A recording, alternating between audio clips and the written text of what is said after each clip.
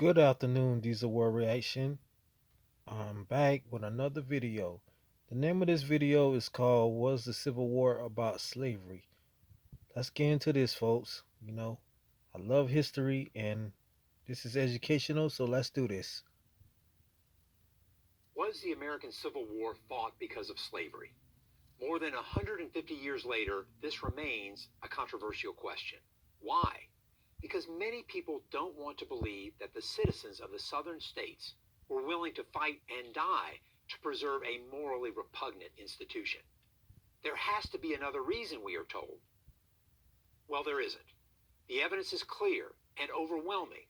Slavery was, by a wide margin, the single most important cause of the Civil War for both sides. Before the presidential election of 1860, a South Carolina newspaper warned that the issue before the country was the extinction of slavery and called on all who were not prepared to surrender the institution to act. Shortly after Abraham Lincoln's victory, they did. The secession documents of every southern state made clear, crystal clear, that they were leaving the Union in order to protect their peculiar institution of slavery, a phrase that at the time meant the thing special to them.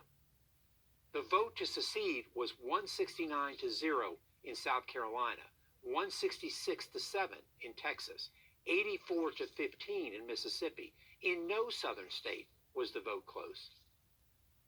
Alexander Stephens of Georgia, the Confederacy's vice president, clearly articulated the views of the South in March 1861. Our new government, he said, was founded on slavery.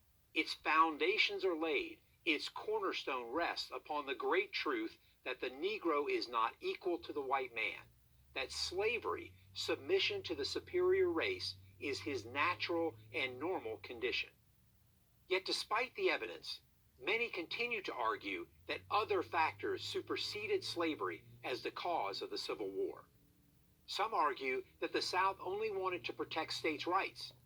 But this raises an obvious question. The states' rights to what? Wasn't it to maintain and spread slavery? Moreover, states' rights was not an exclusive Southern issue. All the states, North and South, sought to protect their rights. Sometimes they petitioned the federal government. Sometimes they quarreled with each other. In fact, Mississippians complained that New York had too strong a concept of states' rights because it would not allow Delta planters to bring their slaves to Manhattan. The South was preoccupied with states' rights because it was preoccupied first and foremost with retaining slavery. Some argue that the cause of the war was economic. The North was industrial and the South agrarian. And so, the two lived in such economically different societies that they could no longer stay together. Not true. In the middle of the 19th century, both North and South were agrarian societies. In fact, the North produced far more food crops than did the South. But Northern farmers had to pay their farmhands, who were free to come and go as they pleased, while Southern plantation owners exploited slaves over whom they had total control. And it wasn't just plantation owners who supported slavery. The slave society was embraced by all classes in the South. The rich had multiple motivations for wanting to maintain slavery, but so did the poor, non-slaveholding whites. The peculiar institution ensured that they did not fall to the bottom rung of the social ladder. That's why another argument that the Civil War couldn't have been about slavery because so few people owned slaves has little merit. Finally, many have argued that President Abraham Lincoln fought the war to keep the Union together, not to end slavery. That was true at the outset of the war, but he did so with the clear knowledge that keeping the Union together meant either spreading slavery to all the states, an unacceptable solution, or vanquishing it altogether.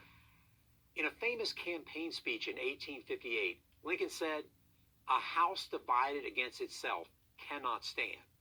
What was it that divided the country? It was slavery and only slavery. He continued, "I believe this government cannot endure permanently half slave and half free. It will become all one thing or all the other."